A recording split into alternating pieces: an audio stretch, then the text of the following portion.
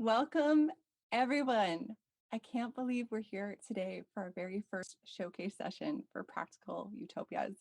Welcome, welcome. My name is Lisa Lombard, and I am the head of learning at Disco. And what a journey it has been these past 8 weeks. So I'm going to get into a few more housekeeping reminders than normal for those of us who are joining us here on Zoom for our fellows. But before we dive in, I would love to hear from you because we've got 4 amazing teams presenting today. I just want to invite you to share in chat in 1 to 2 words. How do you feel right now in this moment? In 1 to 2 words, how do you feel right now in this moment? Unlimited, curious, excited, nervously excited. I feel that way too. Excited, elated, encouraged, buzzing with excitement. Energy in here is just amazing. Ready to learn, anticipation, so curious, super excited, optimistic, thrilled, excited, nervous, hopeful, conflicted, love my team, enthusiastic, blessed, jubilant, grateful. This is such a great way to get going today. And I am really excited that we are joined by some amazing, amazing special guest commentators today. And before I introduce them, I just want to go through the flow of today a little bit because it's different than what we've experienced so far in our journey. So we have 4 teams of fellows who are going to be presenting today. We've got SAMSARA, RHIZOME-UP, the Mother Tree, and THRIVEOPOLIS. And Margaret is going to present her Practical Utopia as well, and she is going to go first with that.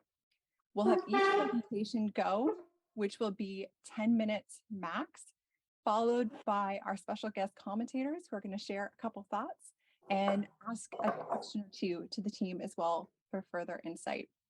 And just to help us coordinate today too, I'm going to ask if you are not sharing today, if you can just stay on mute just to minimize some of the background noise here, it'll make things a lot more smooth with our teams. So I'm going to introduce our special guest commentators in just a moment. But one thing I want to ask, and I want you to think about today is if you're coming to the theater, you're coming to immerse yourself in an experience. And if you're at a theater, you wouldn't be chatting away on your phone. It would be very fair to the performer. So I want to invite you to be present, to immerse yourself in possibility today, and to enjoy the show, to enjoy this showcase of possibility and sharing possibility that's happening. We will have some moments to share some things in chat. But what I'll do, just like I just did in this moment for fellows, is I'll call you in when those moments are.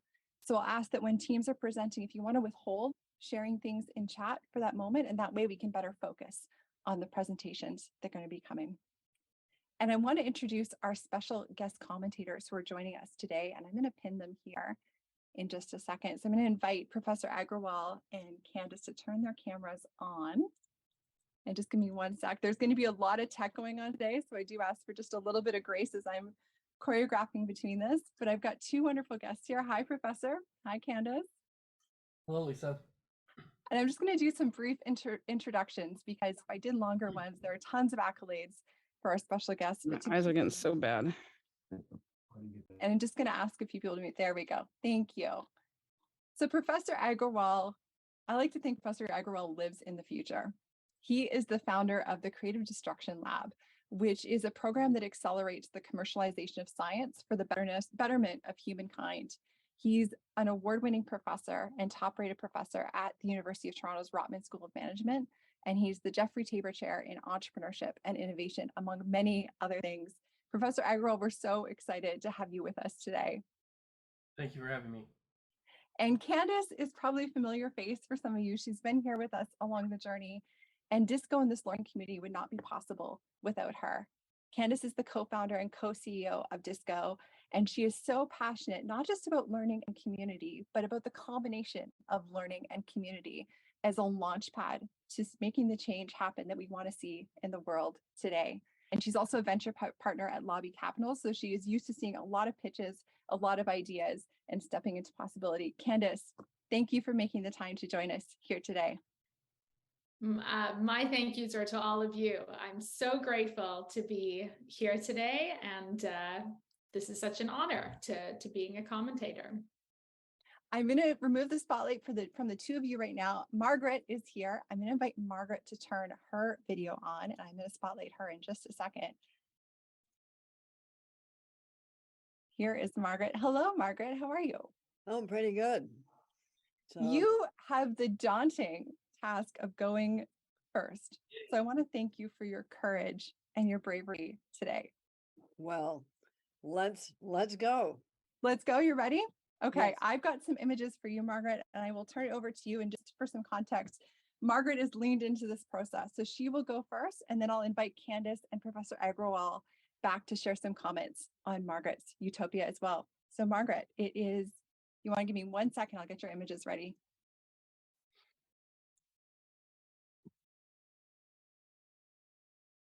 And there we go, Margaret, it is Hey. over to you. Hello again. I'm really looking forward to seeing the practical utopias you have come up with, and I will be extra appreciative of them because having tried to put one together myself, I can testify this is hard. Many heads really will be better in this case. I didn't have a team to bounce ideas around with, and my attempts to learn how to draw on an iPad because I didn't have an illustrator are about at the kindergarten stage. So my utopia will be a slug-eaten wilted lettuce in comparison to the flourishing fields of robust kale I expect to see expounded by you very soon. Well done in advance, all of you, and don't laugh too much at my paltry and doubtless not very practical utopia. Its name is virgule, after the French word for comma, indicating a pause for breath, and it is situated in the Annapolis Valley of Nova Scotia, Canada, where my grandfather, a country doctor in the early part of the 20th century, once had an apple farm on the side. So I know what you can grow there, more or less, and I know about the weather. Here are the challenges that housing and water and energy would have to consider. Blizzards in the winter with a lot of snow, though it doesn't get ultra cold. Hurricanes coming up along the East Coast, hot in the summers, and can be subject to droughts. This will almost certainly increase due to the climate crisis. Virgule is a planned community for 20 families. I moved into a planned community when I was 8, though the contractor had vanished with what remained of the money, and my dad had to finish the inside of the house himself. You, of course, will defend against such kinds of events, but Virgule will be different. I chose dome houses made by inflating giant balloons and spraying the outside with a liquid compound that hardens because they are cheap to build, also fast, because they provide superior insulation, making them cheap to heat, and because although earlier they used concrete and polystyrene, they can now benefit, I believe, from a new carbon neutral to negative kind of cement made from algae. Extra rooms and storage space can easily be added, and dome structures can be linked together. Did you find any of those links I sent you, Lisa? Because I've got links to all of these things. I did find them, yeah, and I can share them afterwards, Margaret. Okay, or you can show them during this part of them. They're resistant to high winds, no roof to blow off, and if domey enough, would not collect snow. So not too flat a curve, it's more sort of pointing one. Since Virgule is being built from scratch, geothermal heating would be economical enough to do, supplemented by heat pumps. The domes would be coated with a just developed film that would produce energy for electricity. Not enough for all electrical needs, I expect, but with careful energy management for most. Virgule would also get energy from a large battery storage system, importing it from tidal and wind energy generation from the Bay of Fundy, which has very high and powerful tides and almost constant winds. Virgule would store during off hours night. Just as former villages housed its preacher, Virgule will house a plumber and an electrician who will be worshipped like gods. Not such a joke. Think about it. Cooking would be mostly by induction, keeping costs low. Should there be a communal oven shaped like a dome and filled up with leftover apple tree and grapevine wood? Possibly. Food. The valley can grow apples and grapes, as well as potatoes, beans, peas, onions, lettuce, and so forth. Some thought will have to be given to insect pests and plant rusts. Oats, they can be used for flour and cereal, but also for oat milk. Bergulians will have allotment gardens for basic vegetables and fruit. These will have geothermically heated greenhouses, one of which I saw in Nova Scotia this summer. They will have access to fish and shellfish from the Bay of Fundy, locally fished, as large commercial fishing will be limited and marine parks will increase fish populations. Bergulians don't eat meat, but they will have a flock of sheep or goats for the milk and cheese and a flock of free-range hens. Water is a necessity of life. Bergule will use groundwater, but will also have cisterns for collecting rainwater during storms. Nobody will take long showers. In fact, the art of skin brushing will return, as will the art of spot cleaning. Clothing. I have high hopes for clothing exchanges, making garments over, and Japanese artistic mending. Also for mushroom leather and algae fabrics already in production, and hemp, very durable, and linen. A plus is you can eat the seeds of both. Both are low water crops and both can provide cooking oil. Skipping ahead to social worlds. Along with the plumber and the electrician, Bergule will have a doctor and a nurse practitioner. Gender preferences will be respected but not fetishized.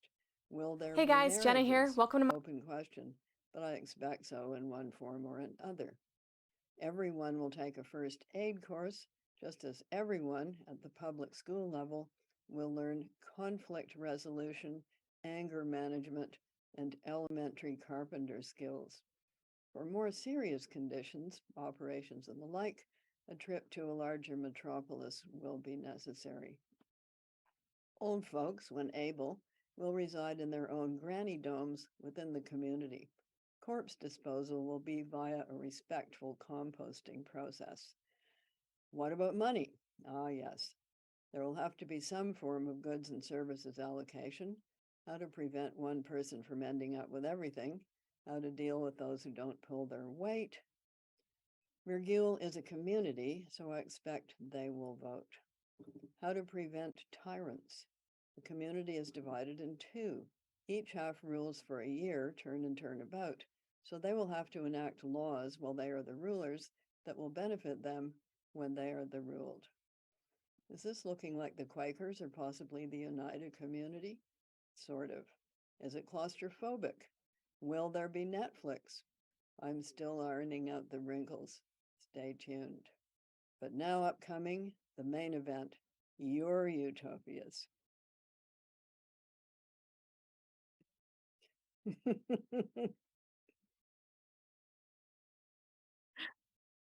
Oh, you're on mute, Lisa. Lisa. Even better. This is going to be a tech day, I think. Margaret, you're already getting some love about the lobsters and coastal marine management. I am going to bring Candace and Professor Agrawal up to join us and give some thoughts. If anyone wants to give some love to Margaret in the chat in the meantime, or share one thing that delighted you about Feel Good. There's a lot of things that delighted me. But Candace, I know it's elementary. it was delightful. Candace. Oh, Margaret, that was just absolutely amazing. You set the bar quite high for some. No, I didn't. But it was wonderful. It was wonderful to listen. I have so many questions and curiosities around what you said. I think one of the first things I would say is I love the idea of dome shapes, and I wanted to really, I thought it was very interesting how that, that was a big part of the community. I'm also very interested in this idea of small communities, operating together, and then, very curious around the bigger metropolises and how you sort of expect the interplay between those metropolises. But overall, it seems like a lovely place to live. And I have many questions, but more than anything, just a lot of, just I thought it was wonderful to see such creativity in what you designed. Well, we have a lot of links to all of the stuff I used. And are you going to put those somewhere, Lisa? You Yeah, can I put a bunch provided of those links in the into- chat already for Yeah, Utopians, and I'll share those in a couple other places so people can dig Yeah. into these ideas because they already exist today, which is incredible. They do. You're going to get some pushback, of course, from people who want the architecture that's already there, which is East Coast architecture. They will feel that the dome houses may be a violation of that. But at least they could be color coordinated with what's already there. And I think I would go lighter rather than darker. I would tend to have them be white because that reflects heat in the summer. So that would be a problem. And as for the larger metropolises, as soon as we start talking about those, we're into national governance, aren't we? And that wasn't the mandate for our utopias, but of course, unless you can build a huge wall around yourself, that is going to enter the picture. Thank you. Professor Agrawal, I'll leave one more comment with you and then we'll get to the Utopians. Sure. Well, this was a lot of fun. Thank you, Margaret, for this. I'm just going to offer three kind of comments and kind of questions. The first one was everything you described seemed plausible today. In other words, the technologies and things you described for a fiction writer seemed like this is mostly nonfiction. These are plausible. And so my first question as I listened to it, I thought, well, everything you're describing sounds really compelling. If it's so good, why don't we have it already? We do have it already, but it's not widely deployed. So the internet is my friend. I pulled this stuff out by searching for certain things and lo and behold, there they were. And so I guess what I meant in terms of why don't we have, I mean, the collection of things, the community, the Virgulians that have assembled this set of things. The second thing I was struck by is how much attention you gave to the topic of energy. This was a really energy conscious and focused description. Like of all the things you could have kind of focused on, you spent a lot of time on energy, and it made me wonder if that might be a missing element in terms of why these a community like this doesn't exist. If I were to try and build your utopia, I think I would start with the energy consideration because that was the primary part, it felt to me, of your utopia.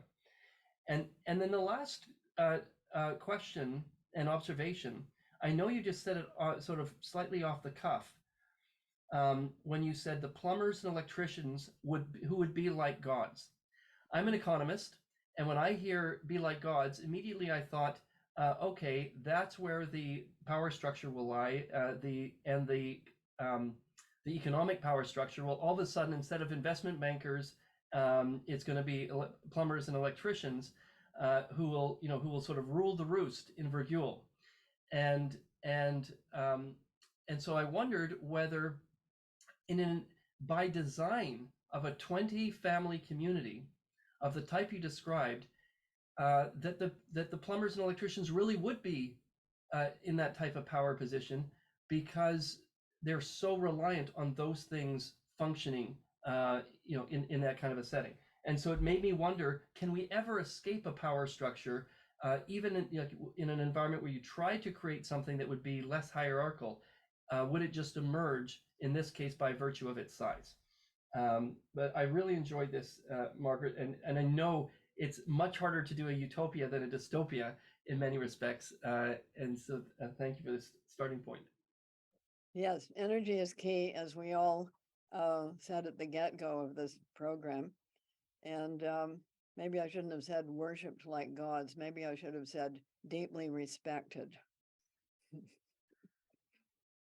Well, thank you. We're not going to make human sacrifices to the plumbers and electricians, just to get that clear. It's an important clarification. Thank you so much, Margaret, for going first. Thank you so much, Candace and Professor Agarwal.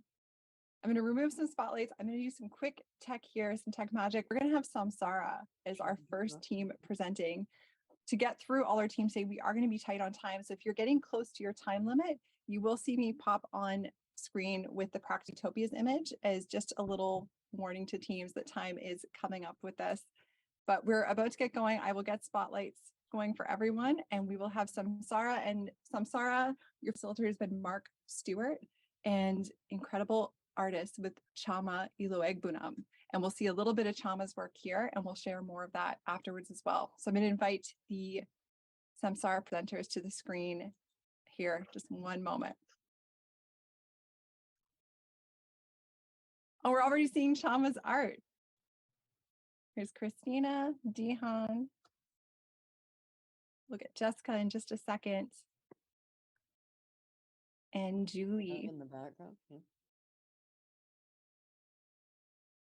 All right, I will leave it over to you, SAMSARA. We're excited for this. Welcome all to the 2033 Belonging Ceremony, where we honor the strength and courage of those who have fled harsh conditions in other parts of the world and found their way here to SAMSARA. We know that together, with commitment and compassion, we can overcome adversity and live joyously within our means.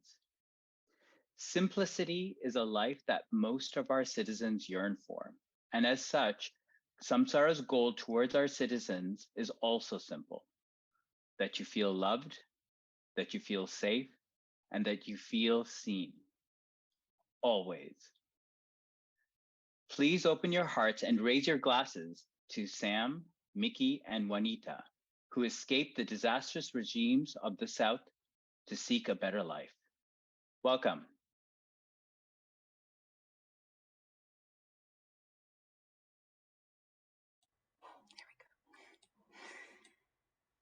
Thank you so much for this incredible welcome. We cannot begin to express our gratitude and how astoundingly different things are here in SAMSARA. I know some of you come from the South too, or other places that turned even worse, but I can't begin to describe the madness that ensued when the totalitarians took control of our dwindling resources and crumbling society back home. It seemed like we would just fight each other until the last drop of water and blood were shed. We had only dreamed that another way was possible, and in the few short months since we arrived, we've learned that it is.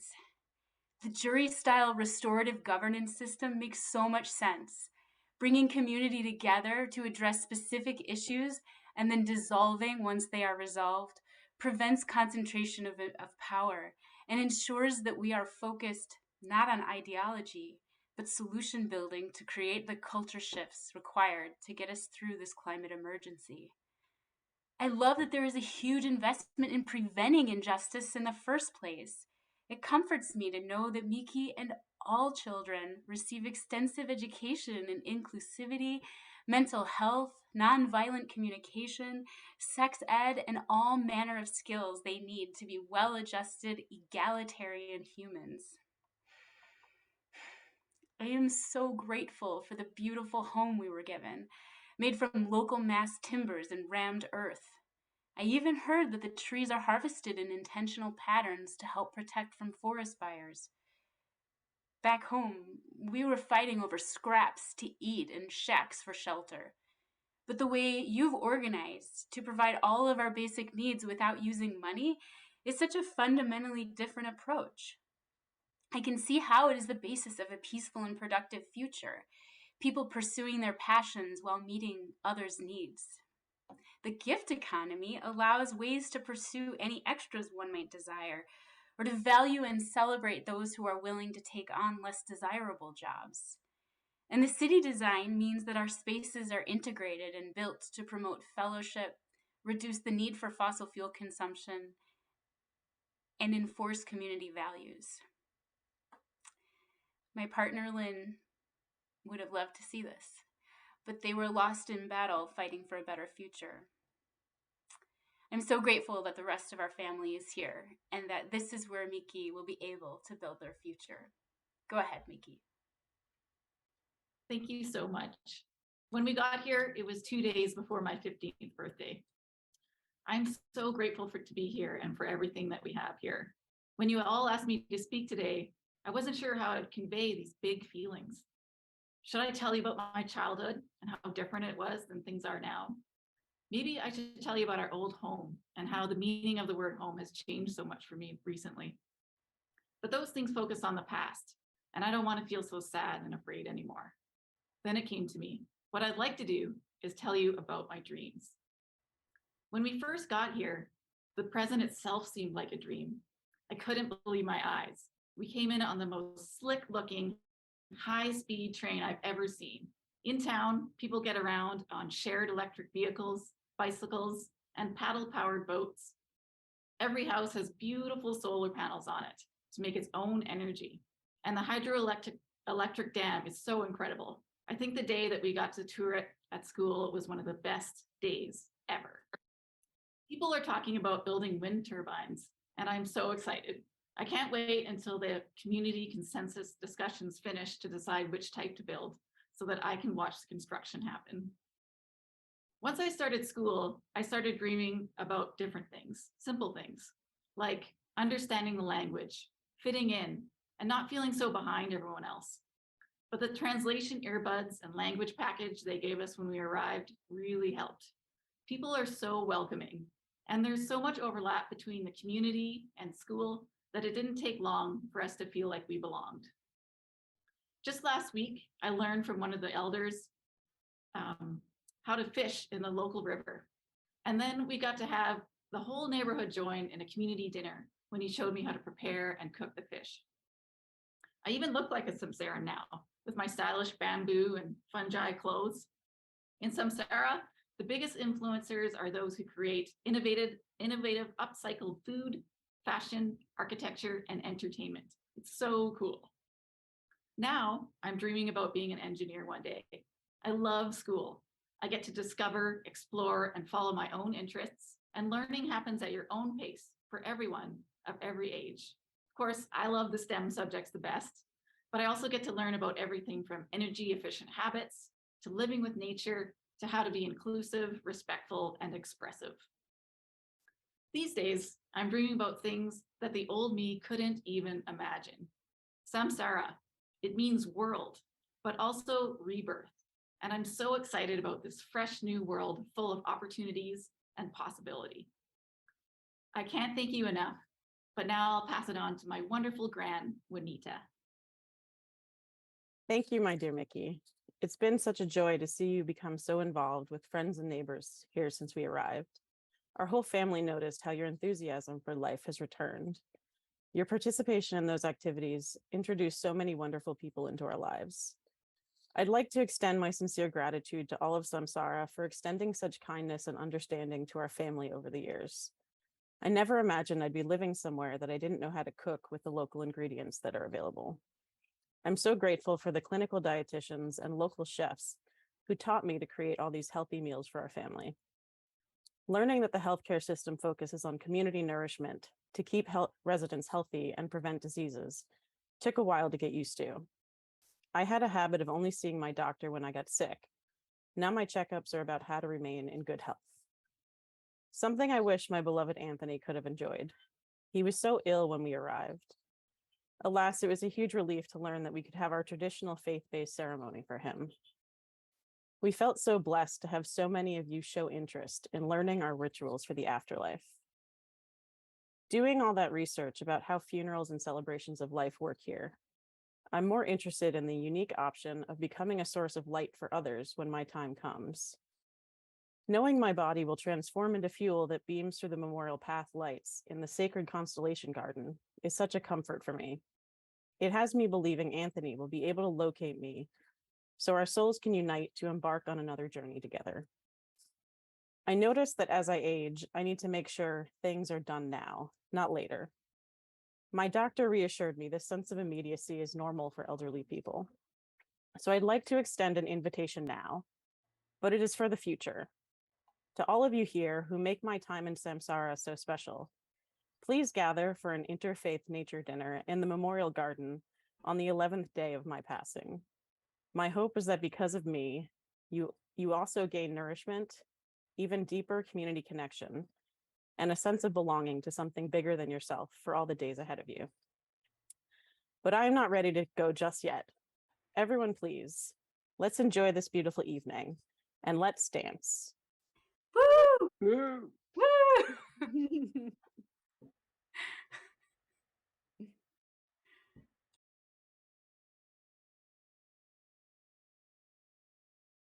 Wow, that was absolutely, absolutely incredible. I see some applause flying here with some of our fellows. I am going to invite Margaret back up here, and Yes. I am going to invite Candace up as well, and Professor Agarwal, and I will give them a moment, and then I will invite some of the responders from Team Samsara. I just want to take a moment as well. The beautiful artwork that you've seen here were commission work done by Chama Iloegbunam, who took these teams' visions for a future and turned them into these visual representations that we're seeing here.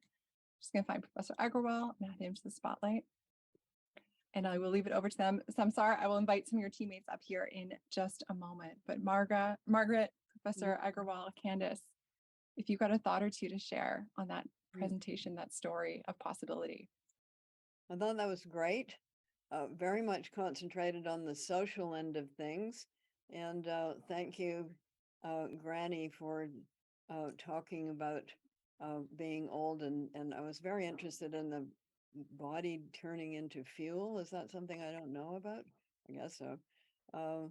Maybe you can tell us how you do that. So that was all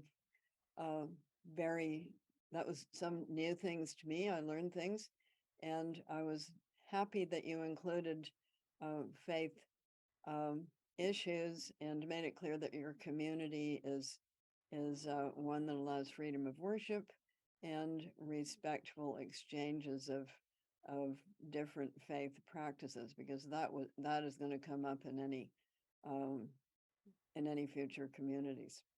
So thank you very much. Very, very hopeful.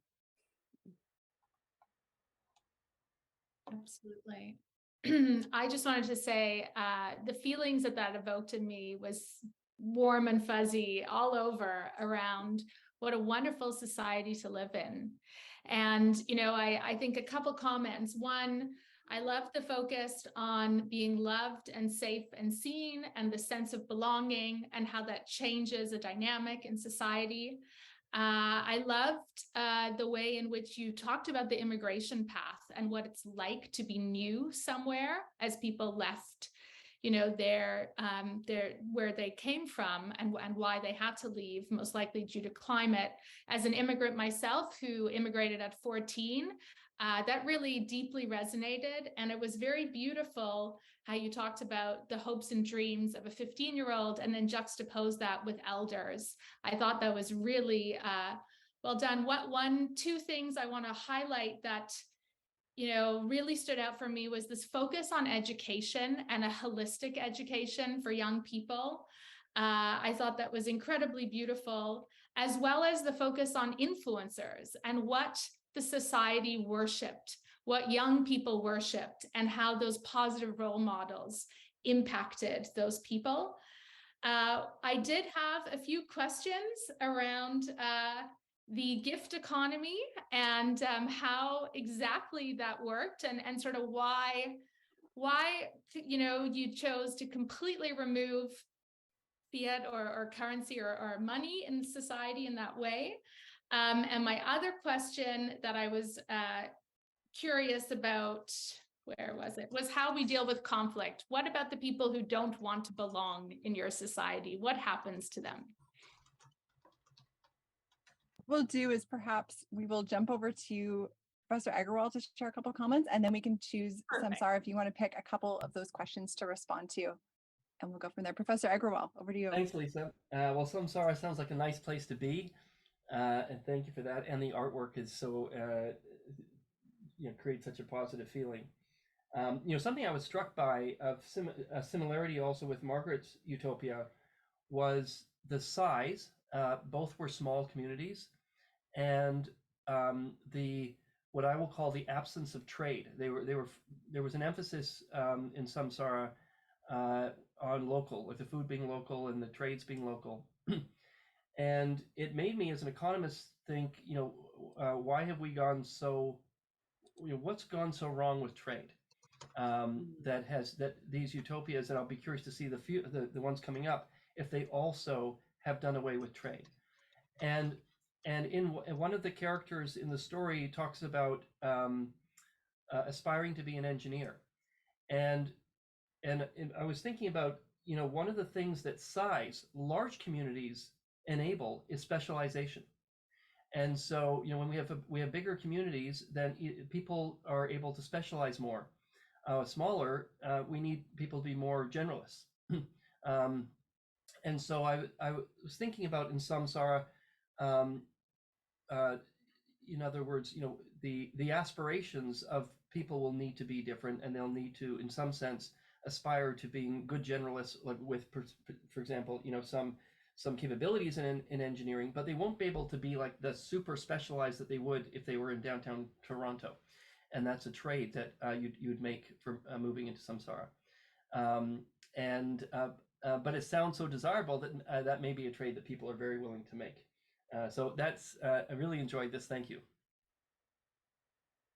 Thank you so much, Professor and Candace. So there's a few different questions there, and maybe I'll open it up to Samsara if there's a thought or something one of you would like to comment on or share a little bit more, whether it's around the trade, and which ties back to Candace's question about currency, or there's another aspect that you want to pick up on.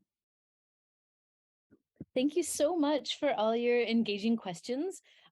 We did, as you can see, sort of focus on the narrative aspect of it. So I appreciate diving into some of the nuts and bolts. So Samsara, actually, we envisioned it as a little bit of a bigger community of about 25,000 people, and envisioned that the commerce within the city would actually be based on trade of services. So everyone contributing in a job or a profession that serve their passion, and sort of as Margaret alluded to, the plumbers and electricians being revered.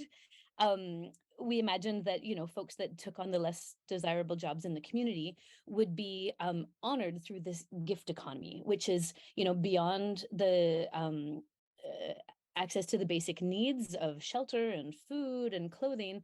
And, that's where you could get your luxury items and be revered within the community through this sort of a token gift economy, really inspired a little bit by the wampum tradition, which really honored people's contributions to community. So it was really more of an honoring of your contribution than a financial exchange. So that's sort of how we envisioned the gift economy. You also had a great question about conflict. Would someone else like to jump in there? Yeah, Kelsey, can I just ask with this one too, and just looking at time, because there's so much to explore in these worlds, I'd love to grab this answer, but if we can keep it to under 30 seconds with this one, and then we'll jump over to the next team and we can continue these conversations over on Disco, because there's some great threads to pull on here. Yeah, I can keep it brief. Yeah, so conflict and like not necessarily wanting to be there, I think that stems in our education system as well as communication system. So really that sense of belonging and sense of purpose and sense of having a voice is zoned in on from an early age in the education system.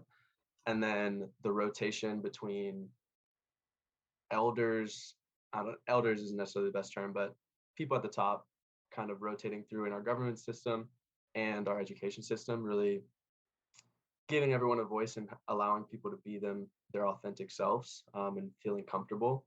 So that's just kind of like a cultural aspect that we plan to incorporate to allow people that if they weren't happy with one way, they have a voice and have the platform to speak up. Thank you so much, Jeff and Kelsey and Team Samsara. If we can give a big round of applause for everyone here. And I'm going to set up the next team to go. And while I do, I'm just going to share a little bit about some opportunities to dive deeper into the incredible worlds all these teams have built these past few weeks together.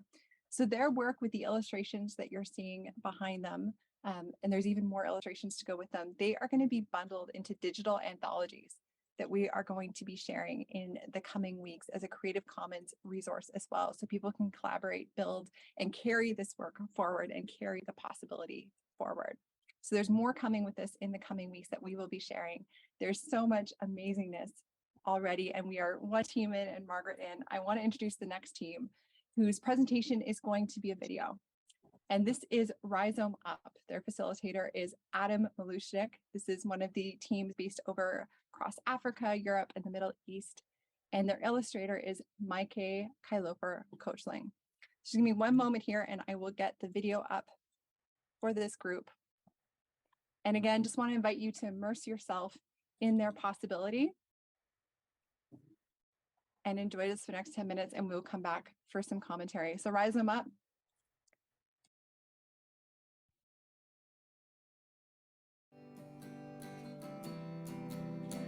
Welcome to this edition of the Factuality Show, with a special focus on the results of the 2032 Regeneration Index for Sustainability and Equity, or RHIZE report.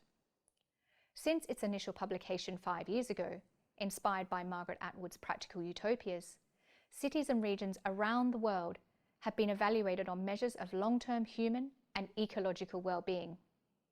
This year, the city of RHIZOME-UP recorded the greatest improvement on the RHIZE score. While creating a world-leading society wasn't their priority when they set out, it seems their approach is setting new standards. But the transition hasn't been without its challenges. Just 10 years ago, the city began a difficult process of deep transformation for stewarding resources, the lived environment, jobs, and education. We take you to RHIZOME-UP to meet some residents and hear about how they managed this huge leap in their RHIZE score. Welcome, Emily Suchet, representative from the city's Resource and Distribution Policy team. Can you tell us how this works in practice?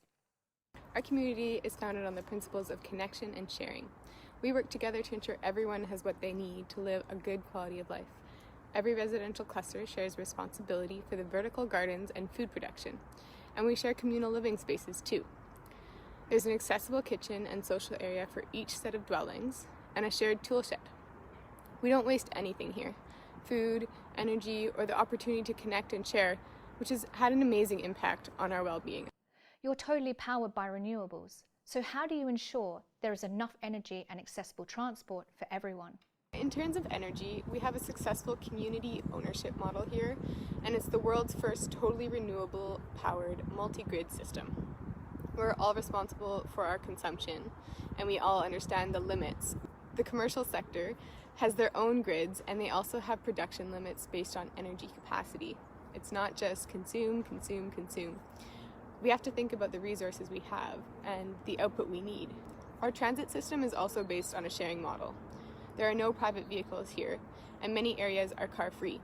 We have a mandatory transit pass, tiered by income, so transport is accessible to everyone. You can use your pass to unlock bikes, jump on the train or bus, or to rent an electric self-driving vehicle. The whole system has been designed to be as easy to use as possible. All vehicles track energy usage, so we know our impact in real time. When I'm asked what I love most about living here, it's just this sense of belonging, because we all share resources to benefit the entire community. Sandra Wilkes is a RHIZOME-UP resident who can explain how they manage waste. Water management has long been a global challenge. How have your water solutions contributed to solving this problem? Water's not wasted here. We've found numerous ways to recycle it. For example, each building captures rainwater through its own green roof. This creates a gorgeous skyline and relaxing place for residents. Also, pipes are divided into drinking water and non-drinking water, and people carefully use each based on their needs. So you may think grey water has no use, but we've built an incredible network that moves it around the city for non-drinking uses, like growing plants. Our different water systems work in harmony with us and nature. 10 years ago, the world was weighed down with textile waste, with less than 1% of clothes recycled. What has changed in your city? We used to produce so much garbage, but today we don't let any of it be wasted. Instead, we have systems of reuse, recycle and repurpose, these forming the golden repair of the old broken system. We like to call it kintsugi for rubbish. We no longer throw away our clothes, for example. Every community has collection centres where any item is repurposed, repaired or donated. In RHIZOME-UP, sharing circles have emerged where residents, young and old, come together to either mend the clothing or to use the materials to make quilts and other items for families in need. There is also a major industry now turning old textiles into new materials. It's been a real game changer. And you know, we even think about waste after the end of life. Most citizens choose to be buried in a biodegradable pod in the memorial forest, which is a really special part of our city and lives right in the centre. From what I have read about RHIZOME-UP, education is a cornerstone embedded in their entire social structure. Our next guest, Brendan Goodmurphy, is a parent and education advocate. In traditional Western societies, education is focused on formal subjects and structured settings.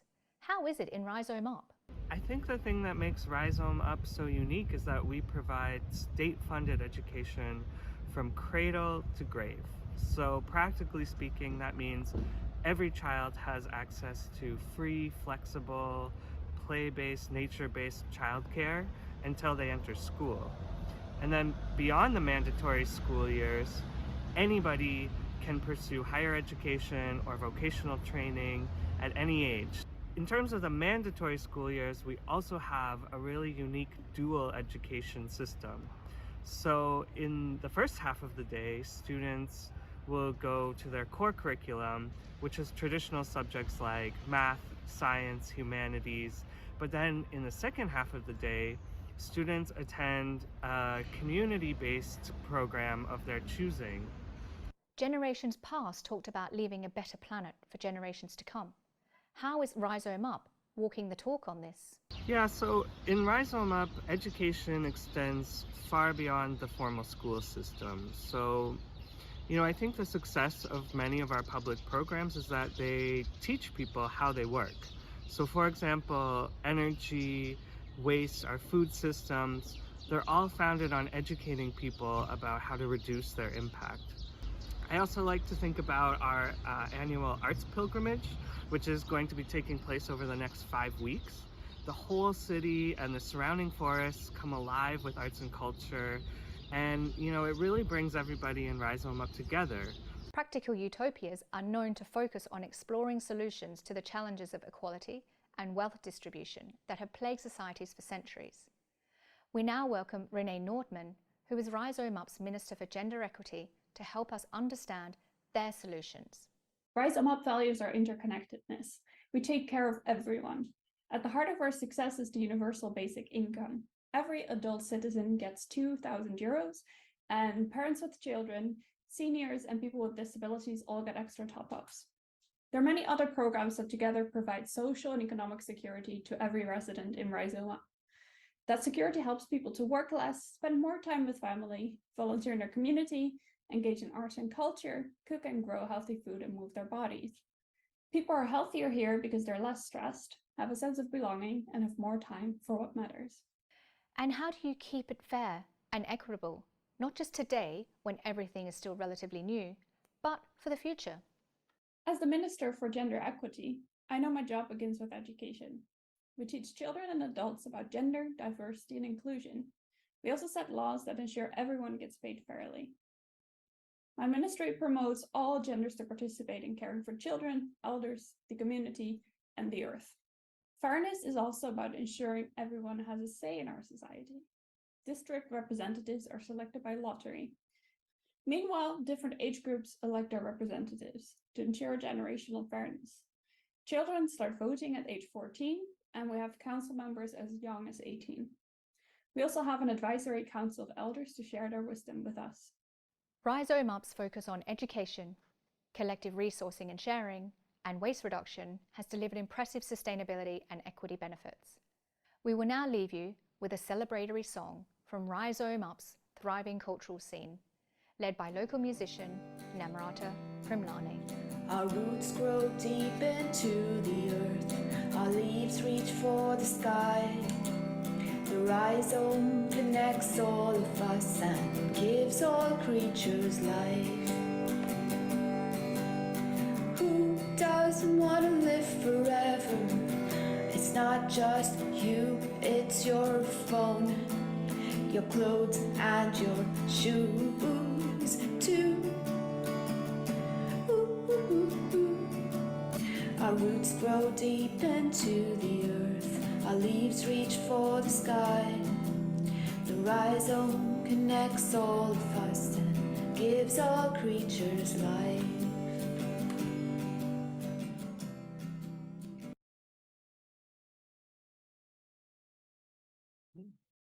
I'm on mute again. Oh my goodness.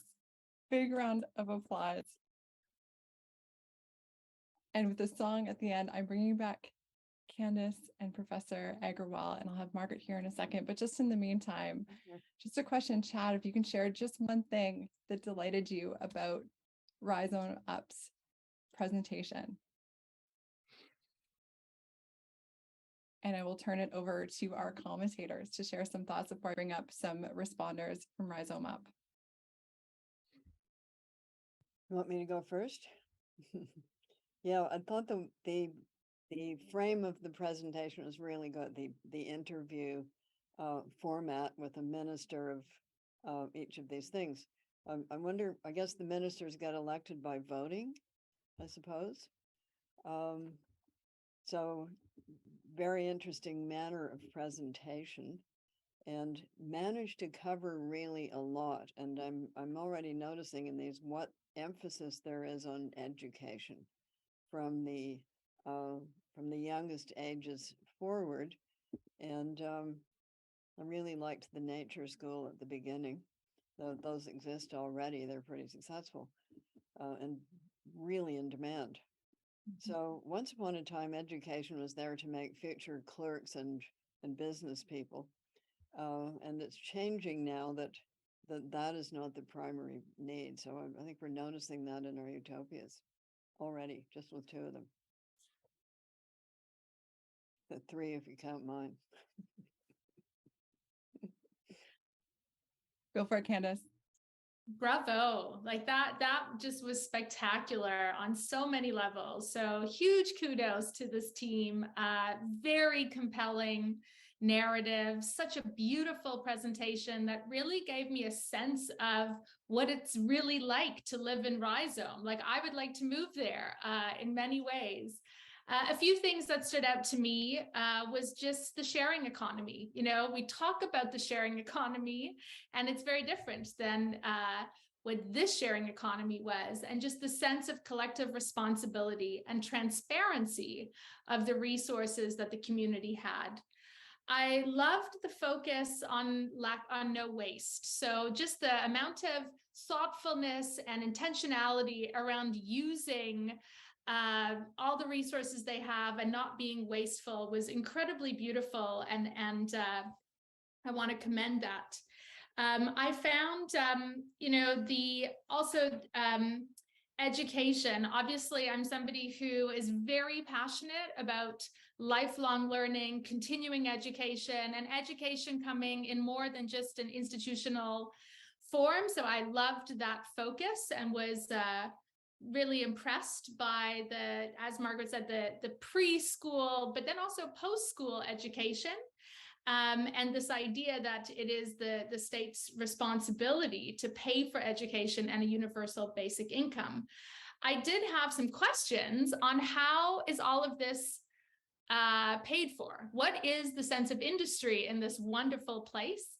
How does the state afford to offer such wonderful programming and offerings to its community would be a question. But overall, I just want to say huge kudos. That was wonderful. We will get to the paid for question in just a moment, and I'm going to pass it over to Professor Agarwal first to share his thoughts, and then we'll turn it over to RHIZOME-UP's responders.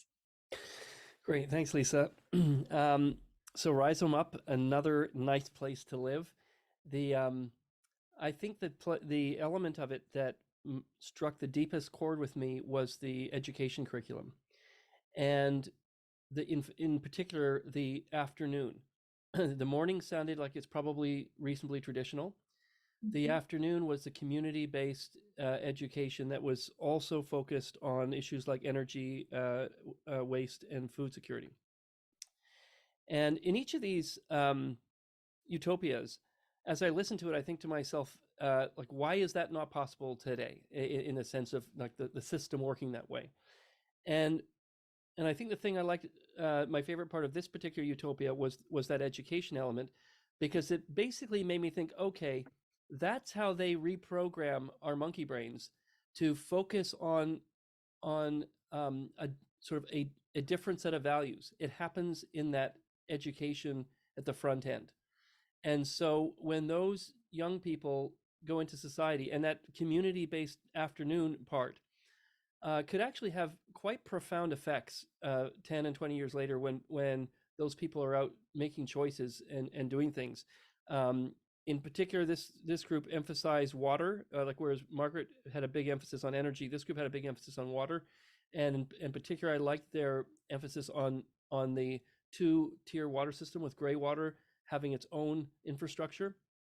And when you think about how much water we go through, all the energy and chemical deployment in order to make all water potable, when most of it we don't drink, that's a huge move just in that one part of their society. And lastly, I really like the idea. It was just a phrase, but the representatives were chosen by lottery, and I think with that education system, like, I think you have to be very careful of that lottery system. You have to be careful where you use it. But in a system where people are sort of educated in a way that's very community minded, like this one, you can imagine you really could do it by lottery, and then that would change the incentives for being a representative. And so there's a lot of good ideas in RHIZOME-UP. I really enjoyed it. Thank you, Professor. I'm going to turn over to the team. Candace asked a crucial question for a practical utopia. So I'd love to hear if someone would like to share some thoughts about how do we pay for this incredible world that I would like a passport to. If I may, I will take over this question. In our economy, we have planned several different things. So we do have this basic income. But the main thing which kind of is underneath all that is the Professor Havertz's idea of donut economy, where we have this kind of central social needs and then planetary boundaries around that. And we want to keep somewhere in the middle, in that American kind of donut shape, meaning that we do not overshoot our, let's say, resources and what is possible locally. So we have a lot of things like recycling and so on, which all ties into not, going for profit only and so on. So it's not an economy based on profit, it's an economy based on care. And primarily it's focused on we, not me. So the basic income, which covers the basic necessities like housing and all these things, leaves a lot of a lot of free time for people to actually pursue those things which are more meaningful for their life. And we have a lot of different kind of communal activities, from arts and crafts to education in kind of more formal school setting, to how we make food, how we make clothes, and so on. So I hope that answers some of the question. And if my friends would like to contribute something, feel free, please. We've got about 30 seconds if Renee or Belinda would like to share something. Great. I'm just going to respond to the questions about voting and the lottery.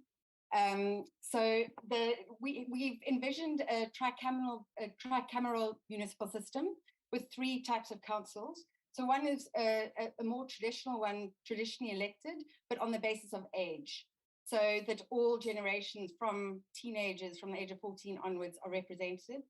The other is technical experts, and those will generally be bureaucrats who know what they're doing around issues like healthcare and so on. So it's not politicians representing those issues.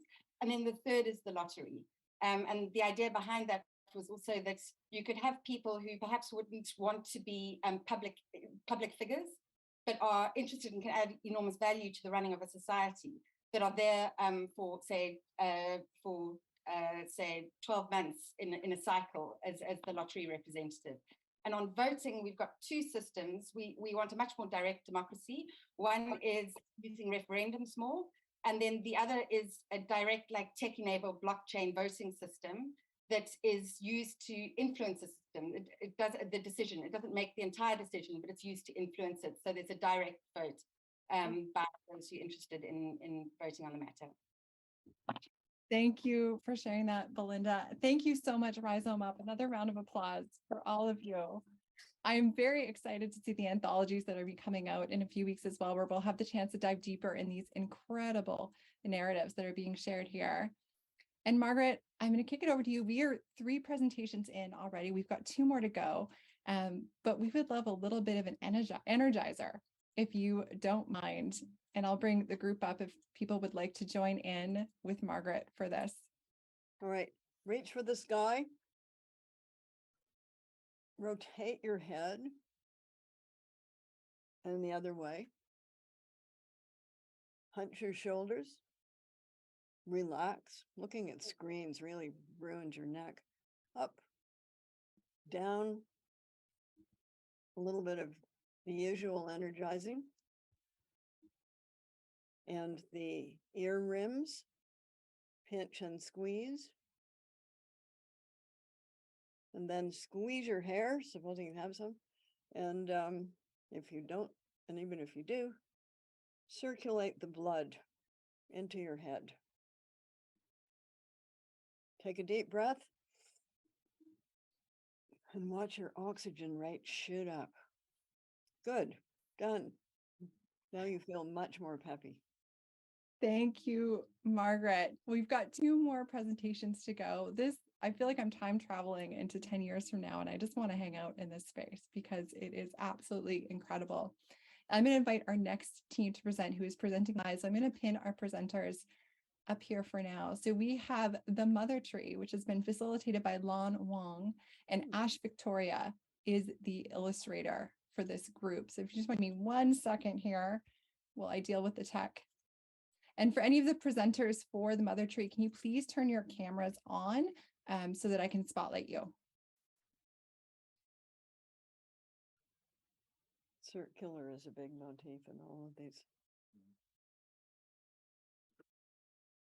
And what I will do as well is just asking again, just so we can focus on the presentation here for our fellows who are joining us, if we can minimize the chat. So if you want to not use the chat during the presentation itself, it's a lot easier for people to focus and immerse themselves in the possibility without getting chat notifications at the same time.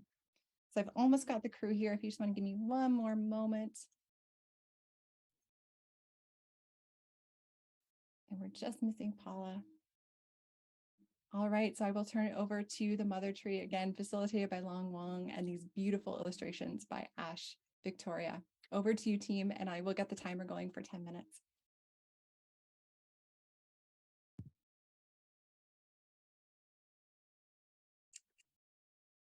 Good afternoon, Paula Costa here with your local news, reporting on the 2022 midterm elections.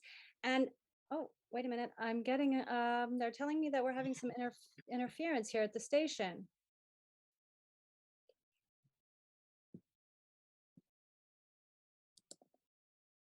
Hello. Hi. We have made connection. We are from the future in the 2032. Now our citizens from Practical Utopia will address you. Greetings. We have been monitoring your situation for several years now, and we feel the time has come to intervene with a message of hope on this most auspicious election day blood moon total lunar eclipse. Our message is simple. the future is not carved in stone. It's yours to create. 10 years ago, we started building our utopia, which we named the Mother Tree. It's just one of many possible futures.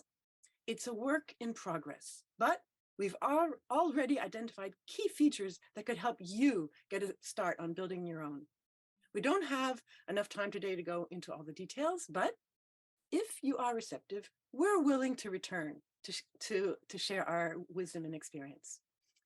The overarching framework that unites all aspects of the Mother Tree is a distributed, dynamic governance system in which a diversity of voices are embraced to encourage open and transparent participatory dialogue and collective decision-making. The second foundational principle is a circular economy in which all outputs become inputs. Zero waste is at the heart of the Mother Tree. This applies to all sectors, whether agriculture, energy, construction, transport, textiles, you name it. As just one of many examples, the small-scale distributed wind and solar technologies that are integrated seamlessly into the walls and windows and roofs of our buildings are designed with components that can be easily taken apart and reused and upcycled and downcycled or transformed into a wide variety of products and materials. We haven't solved the rare earth mineral problem yet, so our current focus is to minimize energy demand with passive solar building design. Ultimately, every building becomes a producer and a consumer of its own electricity, with excess electricity shared on the grid within the Mother Tree and beyond to our neighboring communities. The third key principle of the Mother Tree is fostering linkages across sectors. I could cite many examples, but here are just three. For example, waste products from food production and food consumption, and that includes human and animal waste, are either composted or converted into energy to heat our buildings. The second would be the Seva River, which provides drinking water, irrigation for agriculture, recreation and exercise. This river also provides clean electricity from small vortex hydroelectric generators. And the third would be healthcare, which we have renamed well-being, that goes from birth to death. Healthcare requires so many cross-sectoral linkages. We need healthy food, clean air and water, exercise, spirituality, a sense of community belonging, and of course, universal access to nonprofit hospitals and mobile clinics. Well-being is also integrated into the school curriculum, so our youth spend as much time outdoors exploring nature as they do in class. And finally, at the end of life, human remains are wrapped in locally grown hemp cloth and composted in non-traditional semi-permanent tree-filled cemeteries, consistent with the principle that all outputs become inputs. So now let's do an imagination exercise. Imagine you're in the Mother Tree. Today it is your turn to go work at the neighborhood farm where you and your neighbors produce the food you eat. You start the day by letting the animals out to graze in the park lot, since they grazed in your backyard the day before. There are a few lots designated as dual-purpose orchards and grazing land, while some others, along with rooftop gardens, are planted in vegetables. You get into the veggie plot and scan the barcode to input the data for the day. There's a clear curly top epidemic in the parking lot tomatoes. You input that data so that the adjacent neighborhood farm LLCs, part of the citywide farm cooperative, can now send over the tomatoes for the week. You then call your grandma to see if the doctor has come to the house to perform her wellness checkup. Thank goodness for that cap on wealth that redirects all additional capital to funding community healthcare and education, amongst other needs. Otherwise, she wouldn't have access to such good care. Your niece is also benefiting from the public school system when they are taught about the history of all genders within many cultures and about the struggle that led to the Mother Tree's successful transformation of the law to protect female, queer, and historically disenfranchised individuals from intersectional discrimination and violence. You remember to stop by one of the community-run credit unions to take out a loan for repairing the small anaerobic digester that helps transform animal waste into fertilizer and gas for energy generation. Like every other worker, you receive universal basic income, along with some additional income from your consultation work on your culture's traditional growing practices. And when unforeseen things happen, the community credit union will grant you that loan. Thanks to the elimination of predatory banks, discriminatory lending is a thing of the past, and a community's capital is used for what the members see fit, following policies made through stakeholder engagement. You are going to one such meeting later in the afternoon to protect communication and internet lines as a free public service and diversity representation requirements for public office boards. As I'm sure you know, shared values and basic principles create the foundation of a community. The Model 3 is no exception and offers a democratic city-state guided by the following principles of the Earthwise Constitution: respect and care for the community of life, ecological integrity, social and economic justice, democracy, nonviolence, and peace. Now, these principles are at the center of the arts and culture you will enjoy in the Model 3. As a means of expression and identity, the Mother Tree embraces its diversity by promoting live theater as a provider of unique experience that will resonate differently for you as it will for me because of our influence. Art is an integral part of human social experience, and it is a central element of life in the Mother Tree. Wanting to electrify vehicles isn't the only and isn't a viable solution in the long run to put an end to heavy traffic. Instead, as a Paralympian, I invite you to feel the wind flowing through your hair underneath your cycling helmet. Feel your heart beating when you're going up a hill. The near elimination of individually owned cars is the first step to an aesthetically pleasant sight. You can access most places either by wheelchair-friendly public transit, biking, strolling, and walking. We know that people in your time struggle with the question of where to live, city or country.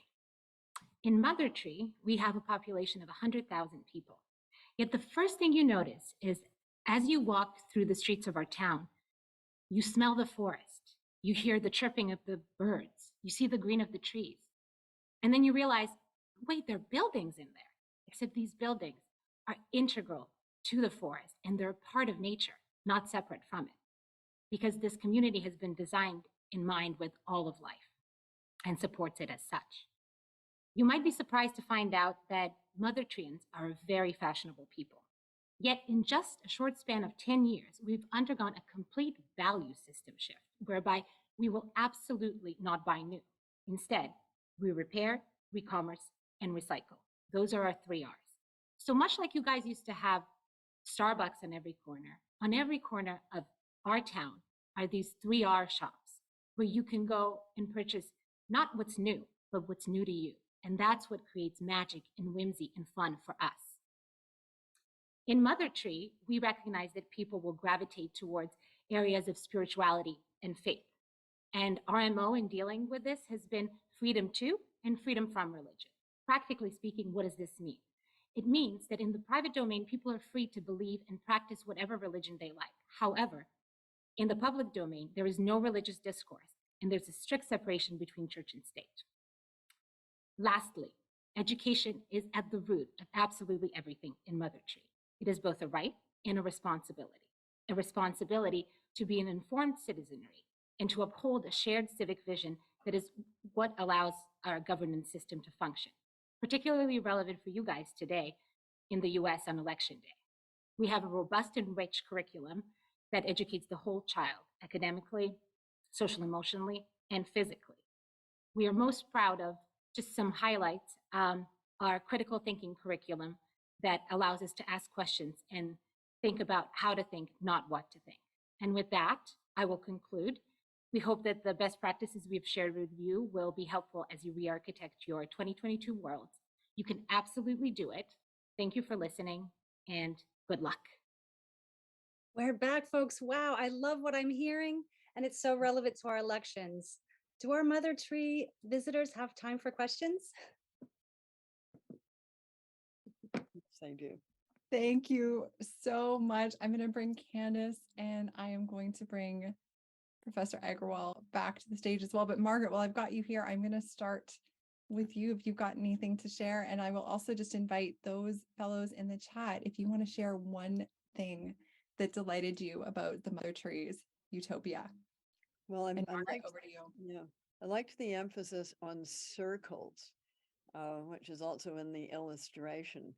And we find that coming up also as a theme and a motif. So a lot of traditional societies were arranged in circles, and there was a central space where people gathered. So you've got that, but you've also got the circular economy. There is a question that arises, which is, what happens when you come to the end of stuff that's being recycled and reused? When all of that actually really does wear out, what happens then? Where do you get new stuff? Something that should be considered. About you got an answer. Yes, Yeah. I have an answer there. So we did talk a lot about, so our city is an agricultural city that was very important to us. And one of the things we drew a lot of inspiration from is a like 10,000-year-old hemp coat. It's literally survived that long. And that's an agricultural, well, we could have hemp as one of our products. And when we do need to make something new, we make it out of those like durable fibers. So that's, I hope that helps answer that. So it's all going to be hemp. Well, hemp is pretty good. Nobody yet has said what zone of the earth their utopias are located in, but they all seem to be more or less temperate zone and with a water supply. So nobody's tackled deserts yet. I don't think we had any team tackle deserts, but we'll have more insights too on geographies in the anthologies as well. And I want to pass it over to Candace, Professor Agrawal. We'd love to hear some of your thoughts on the mother tree. Sure. I can go. Huge kudos. That was fantastic. I loved the format once again, was incredibly entertaining, and you know, just the power of story and the power of narrative, and you know, the nod to the election and the eclipse was great. You know, a couple themes that stood out to me in your wonderful community. Output equaling input and the circular economy, as Margaret said, was a core theme, and I thought that was really great. What really stood out to me, you know, in addition to that, were a few things. One, the elimination of individually owned cars. I thought that was, you know, a bold statement and very interesting. I also noticed, you know, this freedom to practice religion and freedom from religion. So the role of religion in the private and public domain, and the fact that it's a right and responsibility. I think you talk about education being a right and a responsibility. And I loved the focus on critical thinking in society and teaching people to question. I thought that was fantastic. I also thought what I loved, there was a bit of a nod to the value of technology as a technologist. This was not a society where you were suggesting technology cannot be useful. In fact, quite the opposite. The data sharing between communities was something I found really interesting, as well as the role of the internet and keeping it public and potentially free. I thought was another thing I got really curious about.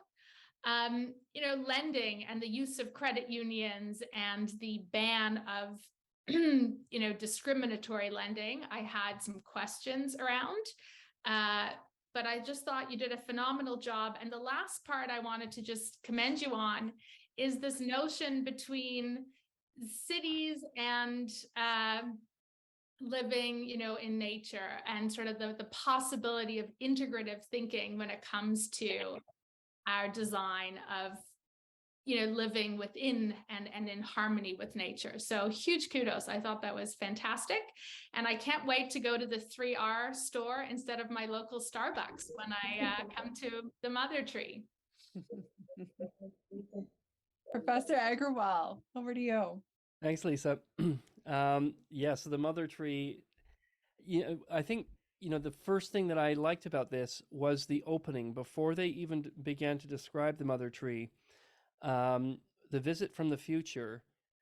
And then there was a phrase of, this is one of many, there was a point about one of many possible futures, which is, I know, a theme that Margaret has talked about before in her speculative futures work. And in other words, there's not a future, there's many futures.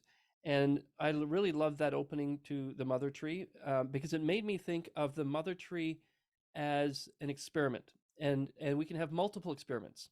RHIZOME-UP, and each one of these could be an experiment in how we could have a utopia. Some of these things will work, some of them won't work, and we'll learn so much by attempting these utopias. And so we had an invitation to experiment at the beginning of the mother tree, which I really liked. Because it wasn't positioning the mother tree as the future. It was an example. So I really enjoyed that. The second thing was I had a very sort of dramatic imagery in my mind when they described the city being integrated in the forest. That was a very visual description, and they characterized it against what they kind of proposed was a false dichotomy of having to choose city or country. And so when I started imagining this place with all these things in the 3R stores integrated into a forest, I thought, wow, like that sounds really interesting. And I thought, why don't we have that already? Like that feels like it should be a thing. And in economics, there's a whole line of literature around what are called agglomeration economies, which are like, what are the forces that like nobody's told to live in a city, but there's something about our monkey brains that we get attracted to co-location in cities. And so I thought, what is it about the design of the mother tree that sort of enables this sort of size constraint, and that facilitates the coexistence of both kind of a part city feel and in the forest. The last thing is, I would sort of encourage for the next iteration of Mother Tree to further develop their points on art. So they described art as being central to the Mother Tree, and I thought to myself, like, why? Why is art central? In other words, what is it that motivates today? Art is, in some senses, unless you're an artist, is kind of on the periphery of society. It's not central in certainly in kind of the economics of how we live and operate. But in Mother Tree, it sounded like it could be. And so I thought they could draw some inspiration from one of the prior utopias that redesigned the education system in order to put more emphasis on art. And so, because I thought, how do they arrive at that world in the Mother Tree where art is so central? And I thought they could do it, I think, if they borrowed a page from the other utopia that did a redesign of the education system. But I'd love a Mother Tree T-shirt that's got that design on the front. So if that becomes available, please let me know.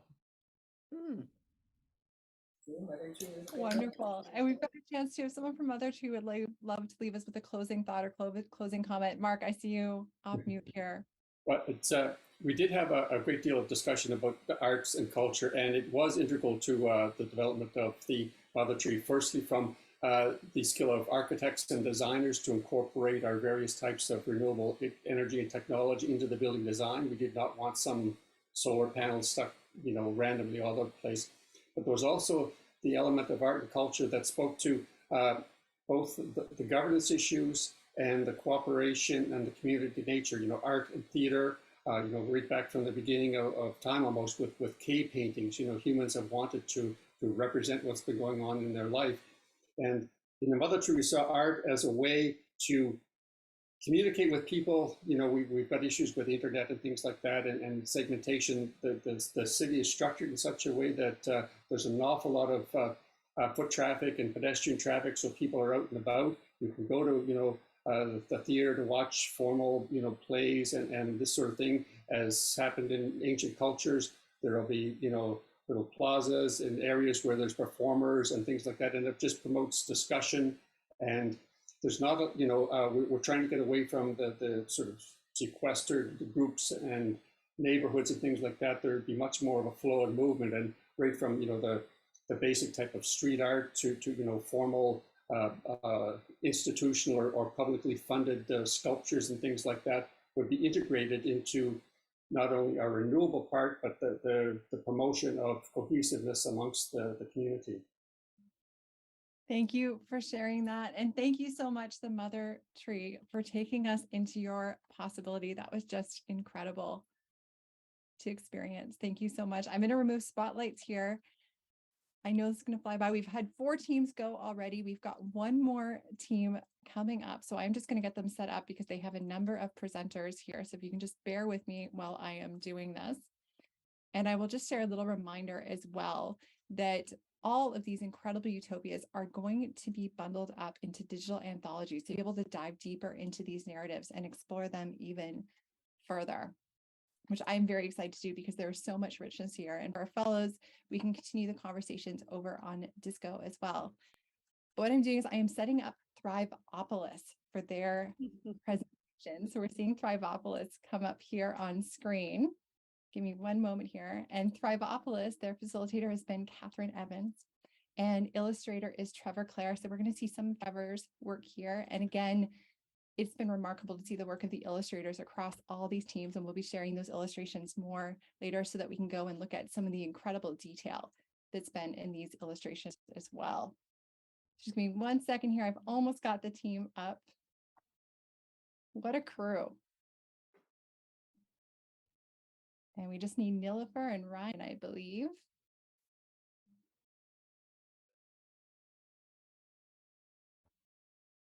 There we go. Team, I will leave this to you. I've got the timer going, and please share with us the possibility of THRIVEOPOLIS. Whoa, look at that. Hello, everyone. Thank you for the opportunity to share. I'll start with how much I appreciate this 2-week retreat we've all been enjoying.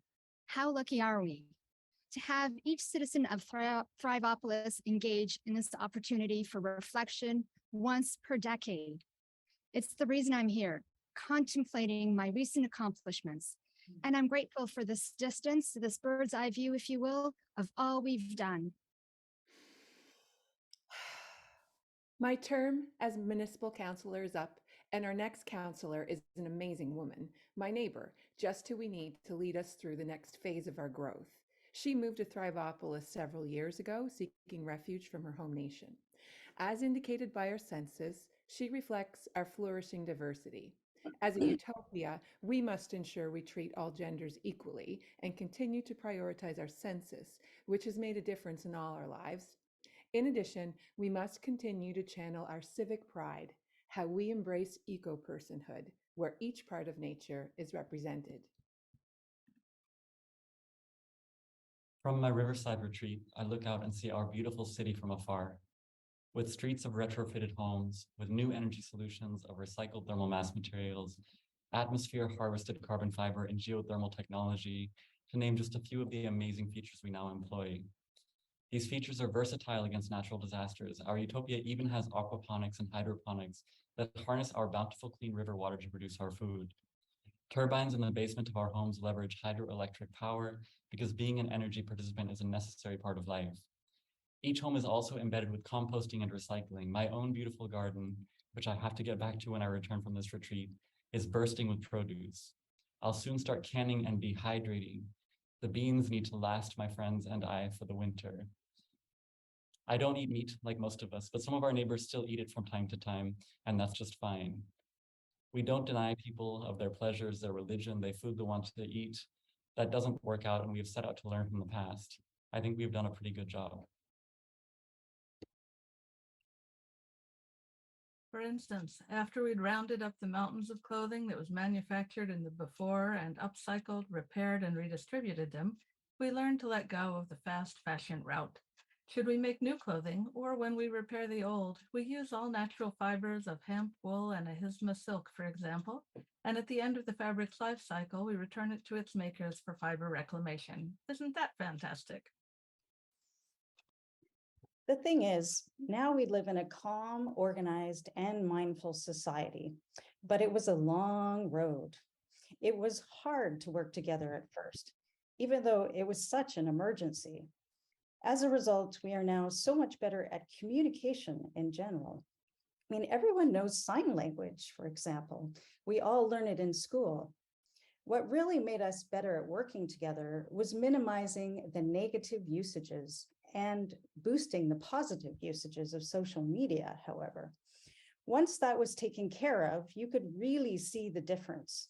It helped us make the other much needed changes that built trust among us. We take better care of each other now. A prime example, we protect online data, and it cannot be monetized. Speaking of money, we are way better at that. We keep better tabs on public money and can log in at any time and see what's going on with government spending, just like you do with your own bank accounts. Transparency, imagine. We all have the ability to flag transactions and have participatory input on what the government is spending and developing each year. There is more to it than that. We use energy efficient digital currencies, so we have easier flow of money amongst other utopias and have no fees on our bank accounts. I think this network of trust that we established has allowed previously precarious fields like the arts and education to thrive. Now, art is free to all, as is a post-secondary education. Learning doesn't end here, however. Art supplies are available through libraries, and adults can access continuing education opportunities. In addition to meeting all of our basic needs, it's been working wonders for our well-being and general health. We finally have a government that prioritizes the life of its citizens. I'm realizing now, since I started talking, how much I needed our working healthcare system. In the past, the turbulent years ended before, and as we set up our new society among turmoils and changes, I neglected my health. It was just so expensive and frankly frustrating to access healthcare. But our new system, which truly equal universal healthcare for all, has made looking after all aspects of being human so easy. Now we have access to all regular and specialized health and dental care. My favorite part of our system is that it accommodates allopathic and traditional cultural practices. Public spaces grow much of our food, and when we fully made the switch to regenerative agriculture, we found that we can divert a large amount of precious river water from crop irrigation back to drinking water. Our water is cleaner, our food is more nutritious, the soil is replenished with organic matter and microorganisms, and the plants are resilient in times of drought and flooding. Most amazing, however, is the huge amount of carbon that has been naturally taken from the atmosphere and sequestered back into the ground, averting many of the catastrophic effects of climate change we were once so afraid of. I'm so grateful again for this chance to be heard. I was beginning to get weighted down with what we hadn't done yet, but now I'm feeling better. I can clearly see all that we have accomplished. So a final thank you. I will take up the offer of borrowing a bike as you suggested, as I'm almost late for my train back. I will leave this little container with you as it has reached the end of its useful life.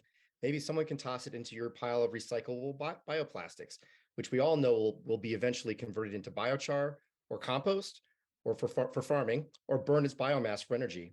I'm so grateful that we realized early on that once we solve for the problem of climate, we would face massive challenges with plastic in our beautiful rivers and our atmosphere. And so now we have a well-developed and comprehensive circular economy of recyclable bioplastics made from regeneratively grown natural materials.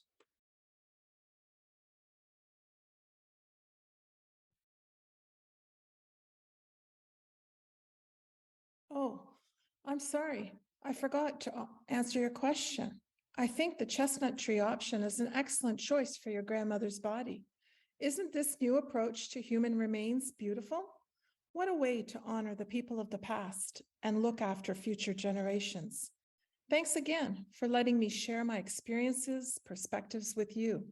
I look forward to hearing what is most resonating with you and how we might return to our lives and livelihoods in THRIVEOPOLIS, renewed and refreshed. This was marvelous.